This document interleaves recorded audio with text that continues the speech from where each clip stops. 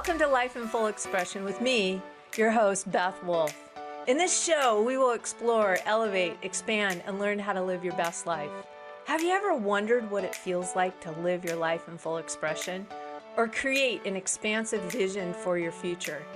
Get ready to be energized to fully express yourself, discover your heart's clarity for dynamic direction in life decisions, and develop your unique capabilities so you are delivering your ever-increasing capacities into your world.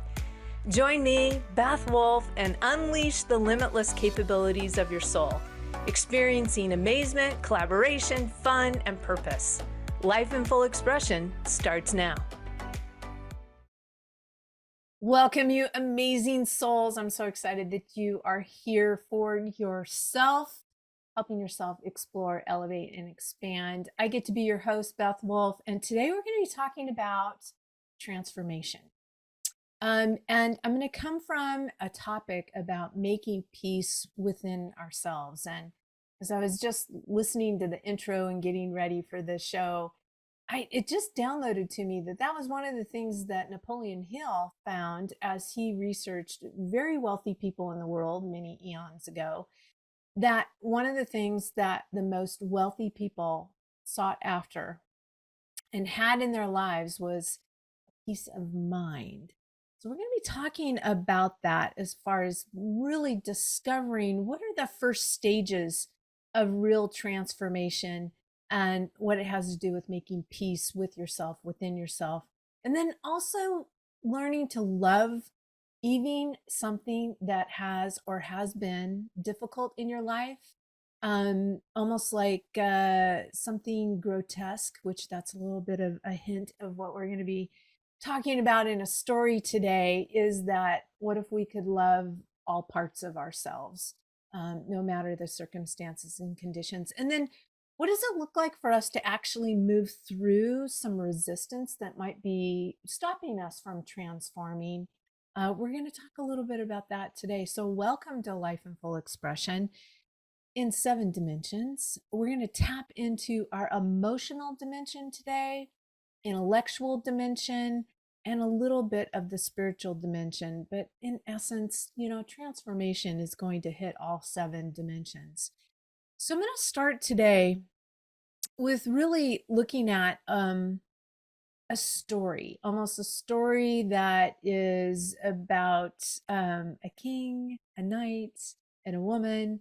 And it's just amazing. My mentor shared this story with me, and she got it from her mentor.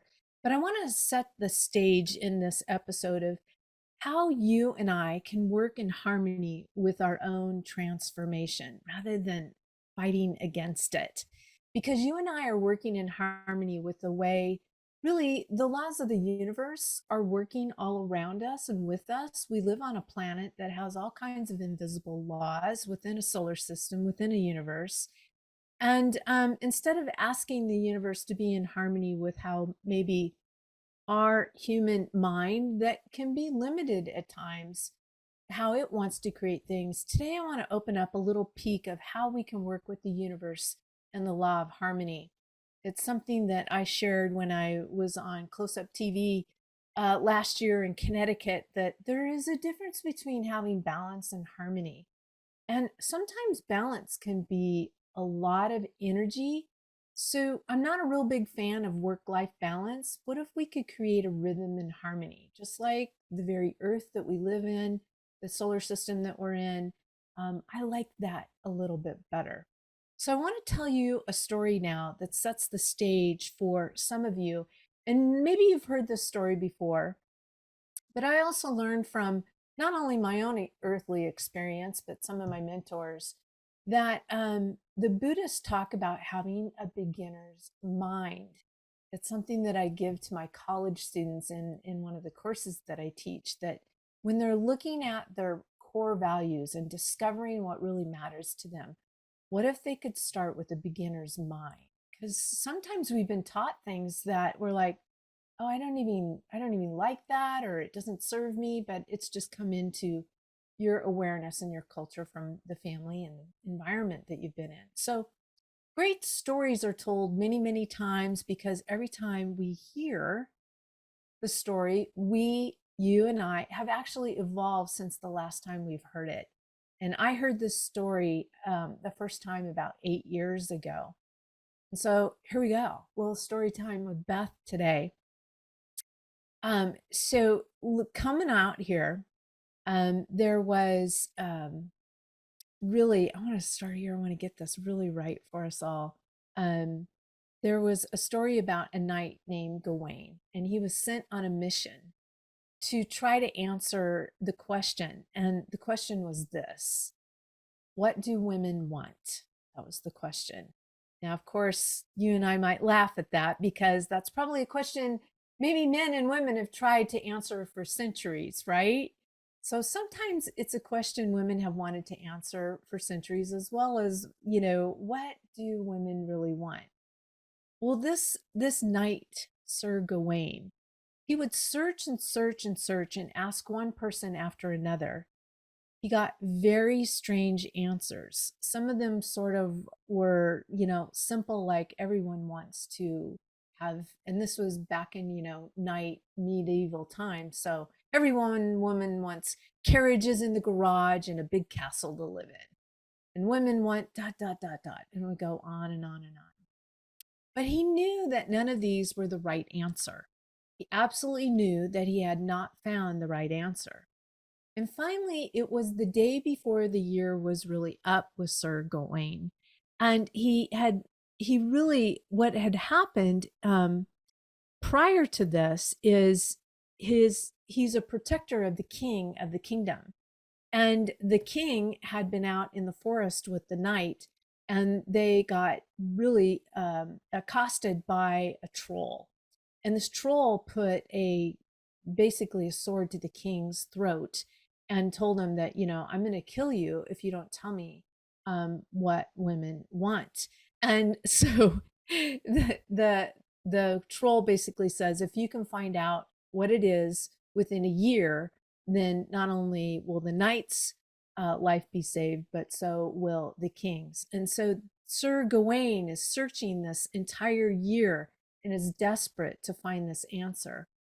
And finally, it was the day before the year was up, and Sir Gawain was absolutely desperate.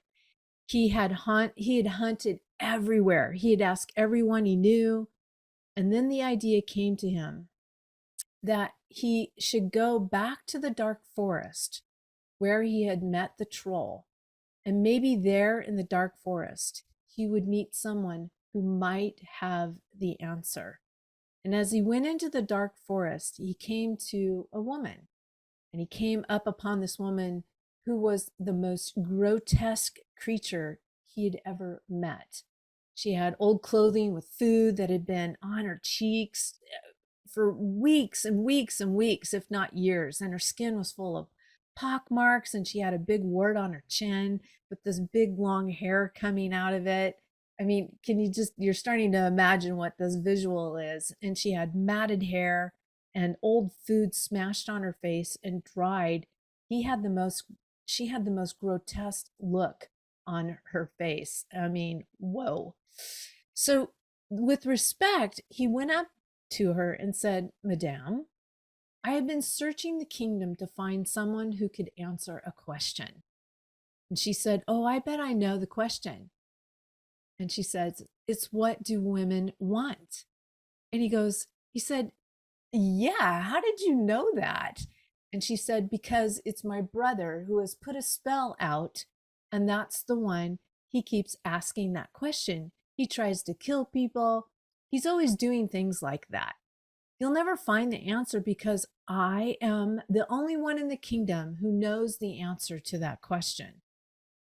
And Gawain said, Madame, please, please tell me. I need the answer to that question. So she said, all right, I'll tell you the answer to that question, but only under one condition. And he said, any condition at all. She said, I want you to take me for your bride, but you can't marry me privately. You must take me in front of the entire country. The whole kingdom has to be invited. Tomorrow morning, there will be a wedding. And after you marry me, then I shall tell you the answer to your question. Well, immediately they set to the task of having the big wedding the next morning, and everyone in the kingdom was invited and told they should come. So the next morning, coming out of the castle in this grotesque creature that we described earlier in the story, her hair is still matted and she is not bothered to bathe either. While they have put her in a new gown, she still has the pockmarks and the grotesque look on her face and the big warts with the hair hanging off of it and all of this. And she comes down the aisle.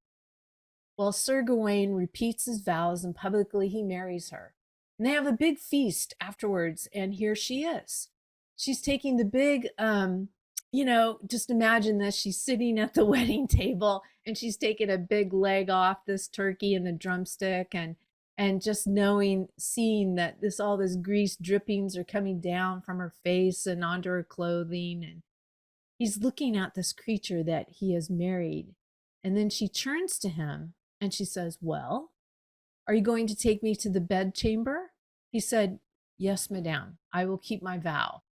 You are the woman I have married, and I will take you to the bedchamber. So they go to the private bedchamber, and the door is closed.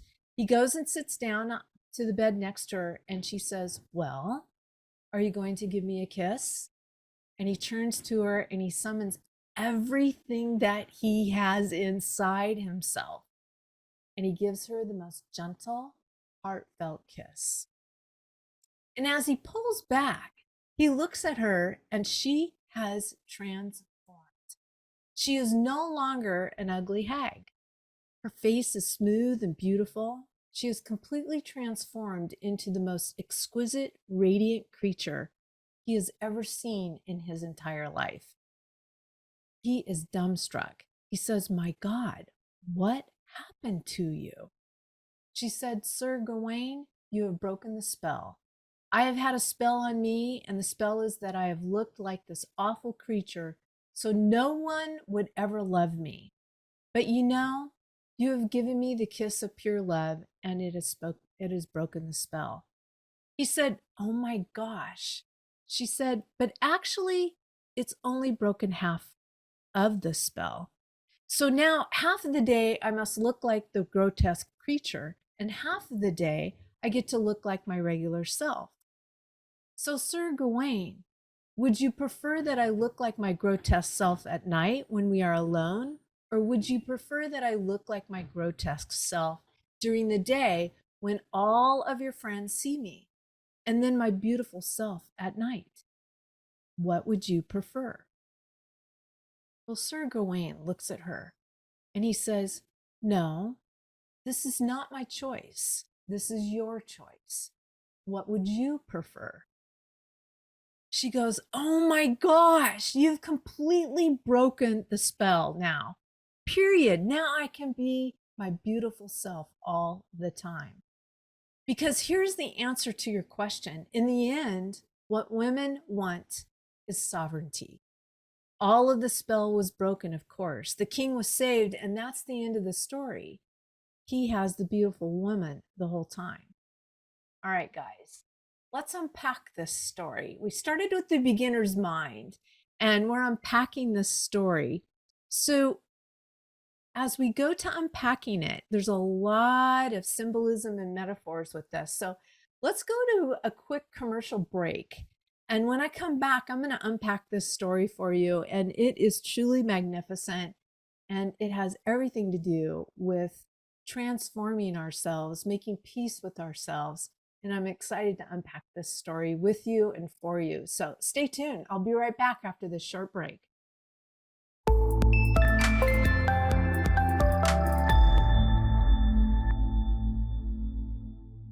Welcome back, everybody. I'm Beth, your host at Life in Full Expression. We're unpacking a really cool story about a knight, a king, and a grotesque woman that has just been transformed. And we're going to unpack this story. So if you missed it, just, rewind back and go back and listen to that. So we're going to unpack a little bit about the meaning and the metaphors of this. And the ruler of the kingdom really is the life that can happen and is happening is really being threatened in this story. And there's a spell, and the spell is really one of separation.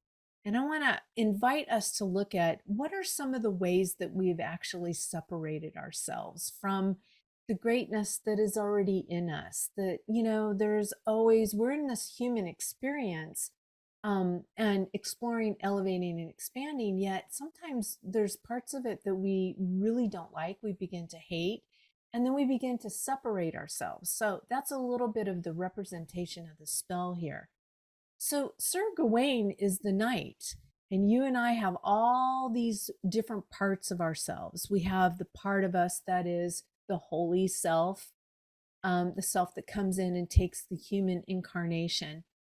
And it can completely rule the kingdom, but the life that really we have had has incarnated, and the life that God or universe or spirit or energy has really been given to us. Really having been studied the Bible a bit in my time, that God has actually given us dominion over our kingdom, and which is called our life. I like to call it our life in full expression. So that divine, it's really a divine birthright for us, for you and I, to have dominion over our life. But guess what? We wander into the forest, and we wander into the human experience, and we get under a spell.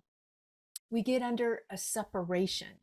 And then we think that in order to break free from the spell, or to get ourselves safe, we have to manage the things of the kingdom of the, rather than discover who we are all along.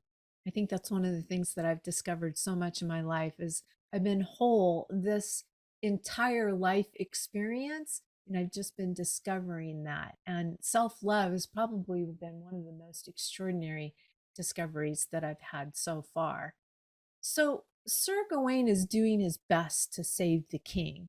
So at times our ego does the very best it can do to try to manage our human experience. So it runs around trying to solve things. It tries to get things in place. I don't know how many times I've heard so often from my clients, they're like, if I could just figure this out. I'm like, that is a merry-go-round thought that just is not going to serve us. What it tries to get the body just the right, for example, we're trying to figure out how to, it's funny, the producer Colton and I were just talking about getting in shape. He's doing a little better job at it than I am right now, but getting our body the right shape, or getting a 401k, or just getting enough money, or just getting enough approval, or doing the things that seem important in the human experience. But ultimately life ends up, and things can get desperate. You may get a disease, or like I call dis-ease. You could get a diagnosis. You could get a difficulty. For example, me completing a 25-year marriage, some of the difficulties with my relationships with my daughters. And ultimately, it's the relationship with me that I'm here. And you get a dream, or I get a dream, and you don't know how to bring it about. So all of your human methods, I want to introduce to you, they may not be very sufficient, and they aren't enough. See, it isn't whether or not Sir Gawain is a good knight. He is, and he does everything within his power that he knows of to try to find the answer, but the answer doesn't appear. He can't find the answer. So he decides to go to the inner depths. Like, he goes back to the dark forest. That's a scary place. Most of us don't want to go to. He would rather find the answer in the bright sunlight. But he is willing to go back into the forest for a discovery. And there he finds himself that it is difficult. He finds this grotesque woman. She says, I can give you the answer, but you have to marry me. And what this means is that there is a part of you and a part of me that is our least loved part. It's part of us that is more difficult for us to love, or perhaps you have done a lot of this. Maybe you've done a lot of transformational work. You're changing from one form to another. And then it's really your most difficult part to love you're finding still. Well, I would like to just say to those of you who maybe are hearing this for the first time, you don't have to take this all in at once. This is just one episode. But maybe every time you look in the mirror, I look in the mirror, there may be something you say to yourself that isn't completely kind. I mean, have heard, is it safe to walk down the hallways of your mind? Sometimes it isn't, and sometimes it hasn't been for me. Or maybe there's something that you feel about your education that you would prefer to have, or that you don't have, or other people that they didn't know you didn't get enough of a certain part of your education, or you didn't go to the right school. All of those things. I don't know where it is in your life that you may tend to beat yourself up, not completely love yourself, but I know you've got it because you are in a human experience. And this is the story of transformation and the magic of transformation. And just thinking about the butterfly, that is transformed from a caterpillar. Literally in the cocoon, everything is put into just goo. You end up being goo and, just like a stem cell that can change into anything. So it's that Sir Gawain is willing to make public and to love publicly. And I'm not introducing to you and saying that you need to take out an ad or you need to send out an email to everyone you know. By public in this sense, it's no longer a hidden fact that there is a part of us that is more difficult to love than another. That's really the meaning of it going public. So in the story, Sir Gawain, he marries that part. He goes into the most intimate parts of the life and, in essence, kisses that part. And he makes friends with it. He forgives and embraces the grotesque thing. And some of you might have had a very tough upbringing. Some of you have had somebody who left you or broke your heart. Somebody betrayed you or you had a certain expectation. I certainly myself, I've shared some of my own human experiences. I've definitely experienced a deep, deep betrayal. So I don't know what it is, but it's the part of yourself in your life and maybe choices you've made that you wish you maybe hadn't done. But it's about honoring the learning and the gift of all parts of life. So, in essence, one of the first stages of real transformation, taking one form to another, has to do with making peace with and learning to love yourself, something that maybe was difficult because it helped us to get where we are today. So, it's not a bad thing. We wouldn't be who we are today without all of that. Absent in anything in your life or my life, you would not be right where you are today. And you would be different. I would be different. No matter how much Sir Gawain says, your ego says it shouldn't have happened. I should have maybe been smarter. You maybe should have been smarter. They should never have done that, or whatever the story is that has happened in your human experience. Sir Gawain doesn't really bring healing to the entire kingdom and the experience of life until he is willing to really and authentically make love to it and love it, embrace and love the grotesque part of it. And, I can recall in part of my coaching endeavor that I can recall saying to one of my mentors that, a certain level of clients I would never have unless I had a certain level of appearance. And oh my gosh, it was just me coming in and loving all of myself and getting to experience extraordinary clients that I did this very same thing in my life. I went in, made love, loved the parts of myself that I thought were grotesque. And so in that minute, he does, I did, the spell of that appearance is released. And then she says, of course, because what all women want is sovereignty. I'm going to unpack that a little bit more. Let's take a little step further in regard to transformation. Everything that occurs takes form. Now, we are not talking about having an idea. This episode is about change in the form of your life, transformation. So pick one of the 7 dimensions of life of full expression that you would literally love to be different, that you deeply desire to transform. Everything that is in form is based on a law called polarity.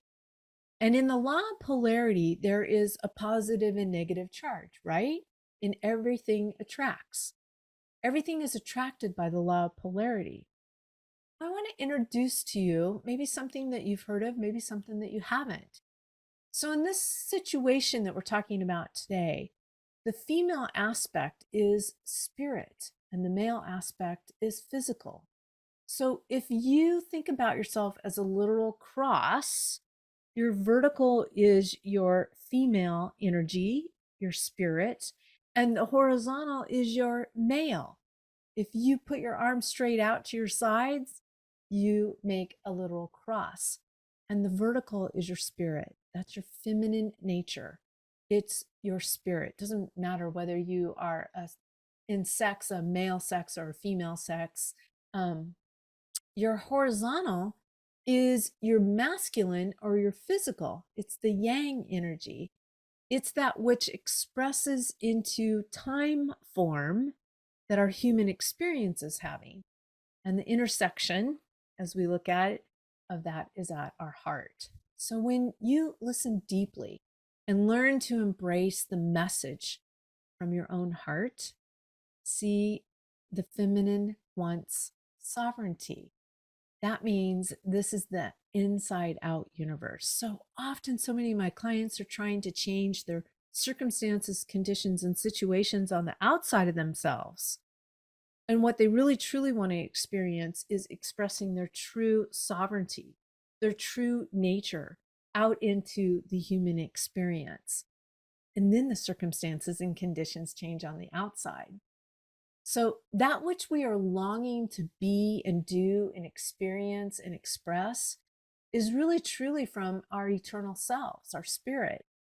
It's of your life itself seeking to lead you and grow you and experience and express through you and life itself. So, when you and I resist that, that resistance causes all sorts of difficulty. I like to call them rattles or wobbles, or it can end up being disorders in your physical beingness. It can cause disease of one kind or of another. It can cause rattles in those 7 dimensions of life and full expression. So I don't know how life is speaking to you right now, today, as you're listening to this episode, but I would say to you that one of the core keys to you being able and being able to stabilize the next octave, the next level of expression of your own true human experience and empowerment, as a transformer, that really we can change from one form to another. This is your moment.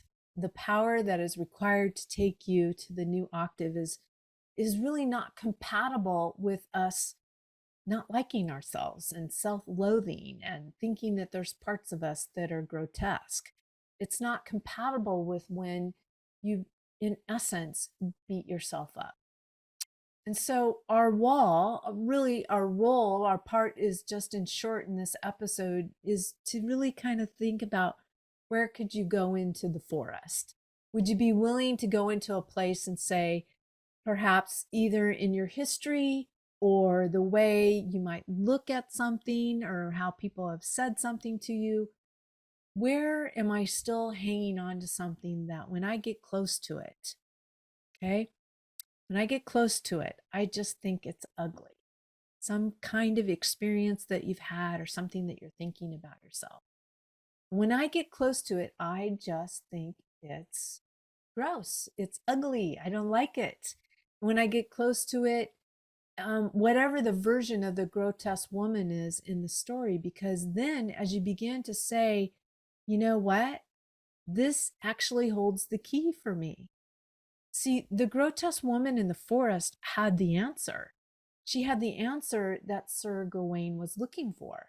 She had the peace that actually brought transformation and his highest heart's desire.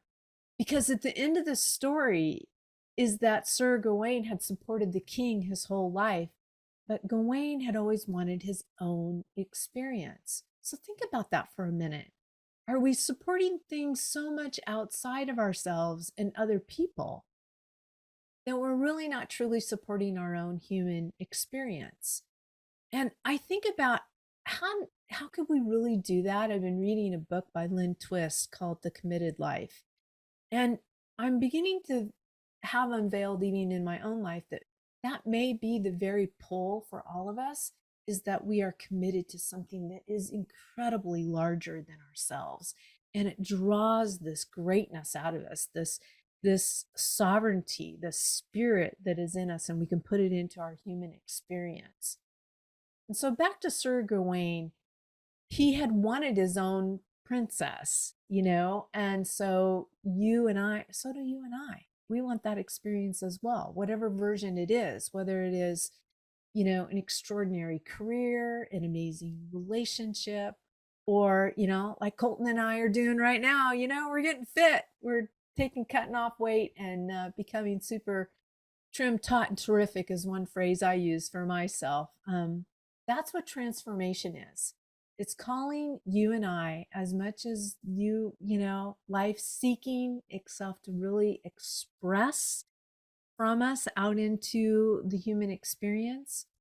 And a key to this empowerment for you and I, to move to a new octave, a new spiral of our becoming, is for you and I to discover and then embrace a part of ourselves this week, perhaps this month, in the month of love, that up until now you had had the pattern of thinking that actually was disempowering. And use this story as a method by which you remind yourself, and actually this part of you actually holds a key to you being free to choose what you would really love to create and express in the world. So any way you can find out how to reframe and rethink. I use this often with clients that have body image issues. And I'm like, what part of your body do you not like that you think's grotesque? Because we're going to go in there and we're going to love it. And I work with that client on that. I have one client that is not only working with me, but working with a health coach at the same time. And he's working on the outside, I'm working on the inside. And this woman has released over 100 pounds. She is rocking it. But there's one thing that's really cool about her is she goes, I've lost weight before, but this time I know it will never come back, because now she is healing from the inside out. It's just really extraordinary watching her. So know that you are loved. Everything that has ever happened to you, everything that has ever been done, everything that maybe didn't happen, all of your human journey is like one hair of the entirety, a grain of sand on the beach entirety. And so I want you to just know that, bring that love to yourself, to all those places you think are unlovable. And so I love one mentor says, she's like, just give yourself a big hug. So I invite you to do that right now. We're going to take a short break and come back with a little bit more about what does it look like for us to move through this kind of resistance? Because, it's easy to talk about it in one episode, but maybe if you could give me some tips, Beth, that would be really super. So I'm going to leave you with a couple questions, and we're going to go to a short break. Do you feel some resistance in different areas of your life, of the 7 dimensions? And have you even noticed some resistance? We could even be actually unaware of it. And if you ever tried to move through resistance by just shoving it down, ignoring it, or just trying to get rid of it, we're going to talk about that too. So take a short break. We're going to be right back. And I'm going to give you a little bit of tips on what does it look like and feel like to move through this resistance and for you to have a great life of sovereignty. All right, we'll be right back after this break.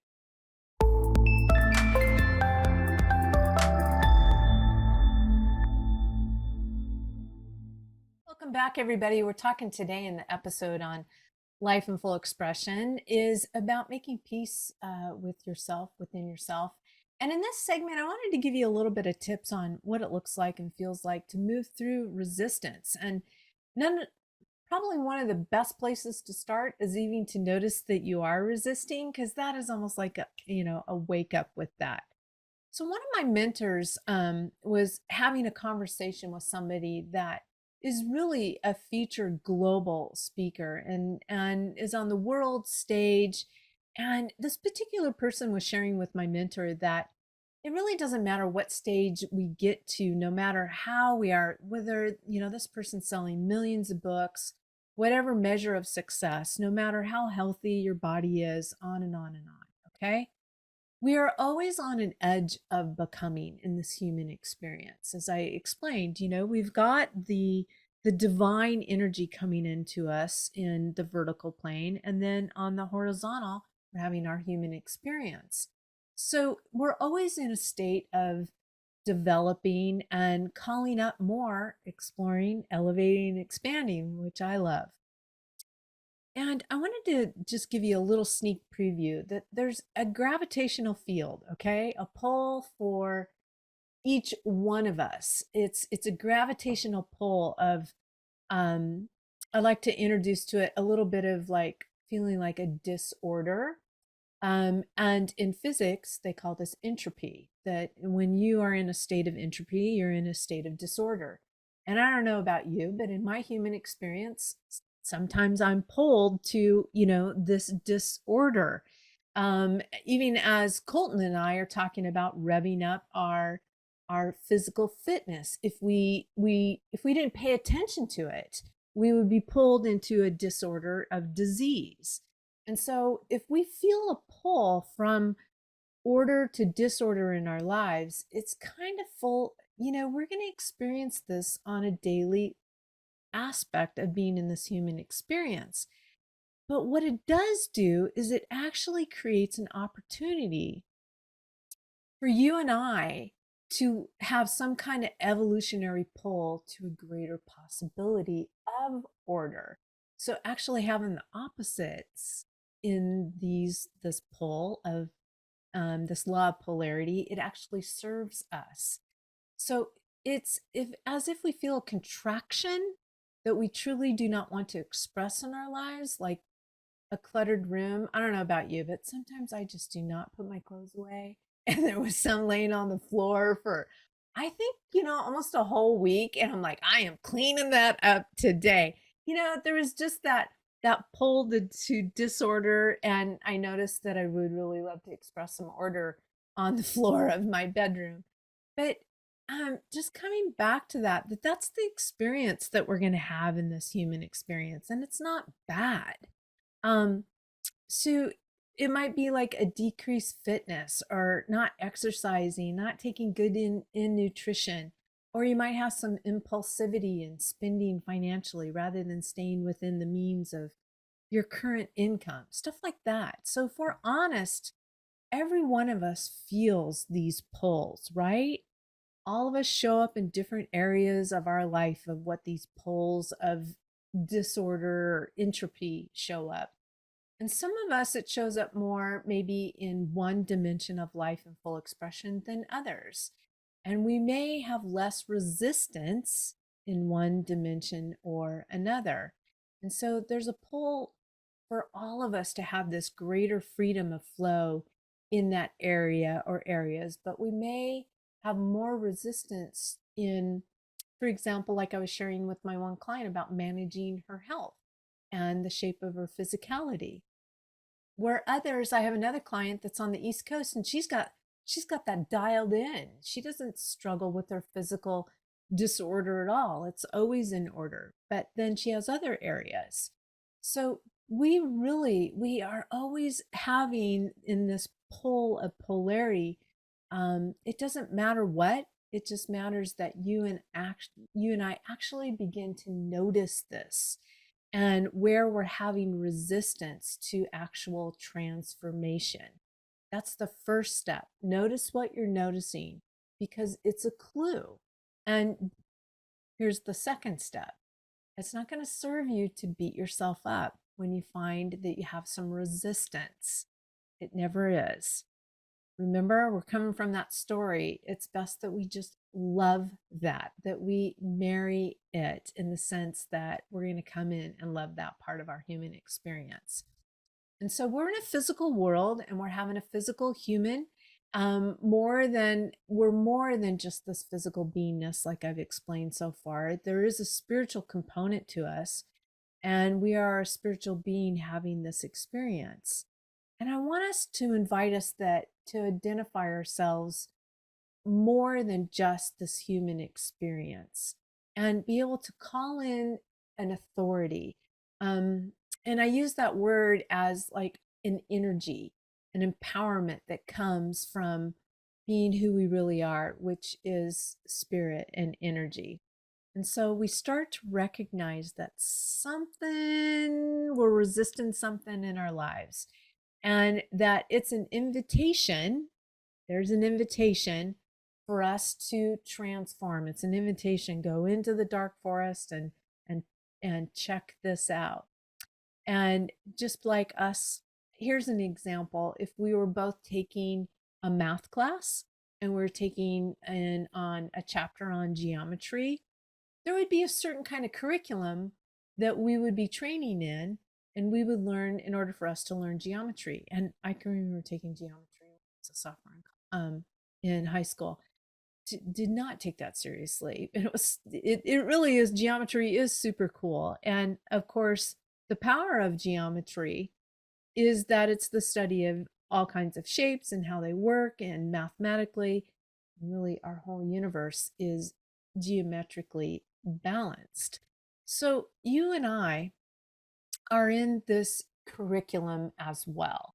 And we're in this period of life learning to be more conscious of maybe what we're resisting, and that we're also a co creator, or you could call it a conscious transformer. And you and I get to look at a part of life with compassion, but also with honesty about if you and I could transform one of the 7 dimensions of life in full expression, or maybe more, what transformation would you call in right now? I just invite yourself to begin to get a picture or discern a picture of what you would like, what it would look like, what it would feel like for your, let's look at your emotional dimension transformed. I can recall that as I grew up as a young girl, some of the habits that I was taught that were passed down to my parents was a lot of volatility was in my family. And I know I always longed that if I could just be calm. But I kept saying, if you could just extinguish my anger. And if I had known about this law of polarity, and if I had known about imaging, that if I could have held the image that I am this calm person, it probably would have happened a lot sooner. Well, now it is in my life, but I had to really continue to hold the image that I am calm, I am discerning, and that I was a responding person and not a reacting person. So I invite you, really, after this podcast, take some time in your day today and write down, what is this picture? What would you image? What would you feel like? What would it look like if one of your dimensions of life in full expression was really fully being, you loved all parts of it, even the grotesque part of it, but that it was in a state of transformation? And I would like to invite you to really call in a little higher power, more than just grit and working hard. I would like you to call in this higher power to make something happen that is beyond just the human working hard methods. If you know exactly how to transform on your own, I would say that it's just a worthy goal, but it's not what you really are calling forth. Because what we're really calling forth in this human experience is transformation, discovery, developing, and delivering that life in full expression. And this form is about you and I putting ourselves in harmony and alignment with parts of us that is truly divine, and parts of us that have that divineness that is really kind of coming into us like a chalice, like our human bodies are a chalice. And that divineness is coming in, and then it's going out through our hearts into a fully committed life. I love that. A quote that one of my mentors shared with me by Henry David Thoreau said, "If one advances confidently in the direction of their dream and endeavors to live the life they are imagining, one passes an invisible boundary." Perhaps you've heard that quote before. Well, my mentor, Mary, was sitting there reading this quote over and over again as she was in the very place where Henry David Thoreau was. And she found that it was a key to her life, that if she advanced confidently, even in the absence of evidence, she would continue to go in the direction of her dream. She would endeavor to live the life she was imagining, that she would pass an invisible boundary. And I know my mentor really helped me do that as well in my life. As I completed the 25-year marriage, really kind of repeated another poor relationship after that, that I kept imagining a life that I would love living and kept advancing for that life. Because when I left my marriage and completed that, I was generating about $8,000 a year and had no friends. It pretty much, our circle when I was married had come to nothing.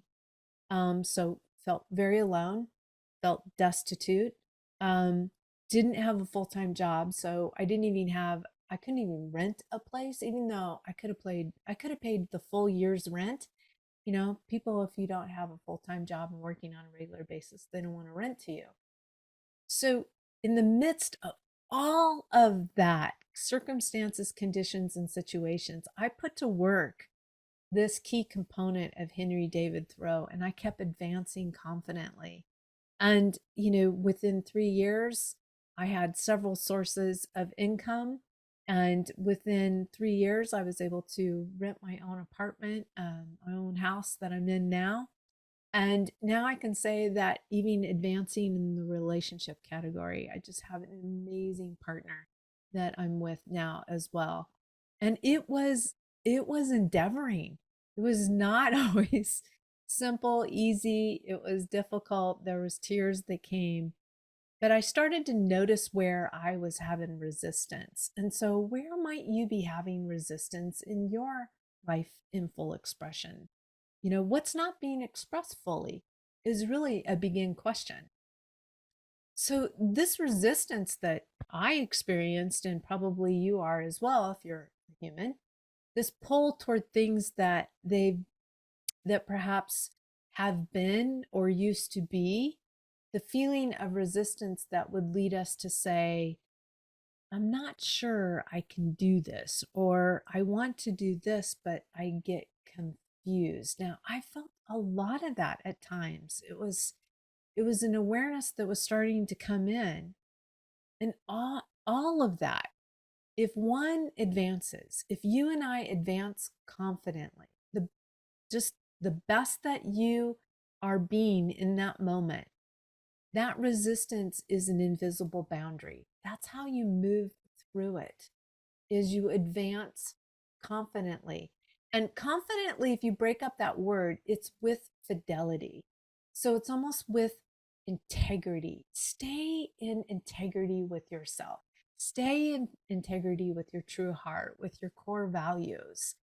Advance from that, and you're going to move through that invisible boundary. It's really made of mind stuff, my mentor would say, which is thinking and feeling. It's made out of what your thoughts and your emotions are. But we can't move through the resistance by trying to get rid of the resistance. It's almost like an introduction for us to actually use resistance for really almost imagine just being pulled, like Your dream is on the other side of that invisible boundary. And like Lynn Twist says, that when you have a life of commitment, it will just pull you through all kinds of conditions. Not meaning that it's dragging you through them, but you're just going to move through them. They're not going to shake and rattle you for a long time. They're actually shaping you. So we move through the resistance by aligning with the picture and the feeling of what you want to bring into your life. What we would love to express in our lives, what would you love to express? The more you align and the more you are in harmony with the picture you are holding of the life you would love to express, or an aspect of that life, the more potent it is, the more powerful it is. So I invite you to come from that heart within you. I'm so excited that you joined us in this episode today. Remember that powerful questions are going to bring powerful answers to your life in full expression. And I look forward to being with you next Monday at 12 p.m. Pacific Standard Time on Transformational Talk Radio. Until then, you guys have a great week and go out there and love every part of yourself. I'll see you next week. Take care. Bye-bye. Thanks for tuning in to Life in Full Expression with me, Beth Wolfe. Tune in each Monday at noon Pacific Time, 3 p.m. Eastern on TransformationTalkRadio.com. Be your most elevated self and pursue a path of fulfillment, clarity, expansion, fun, and live in your best life. If you would like to discover the 7 dimensions of your life blueprint of expression, to fully express yourself, reveal your heart's clarity for dynamic direction, and activate your unique capability, visit BethWolfe.com. That's Beth, WOLFE.com.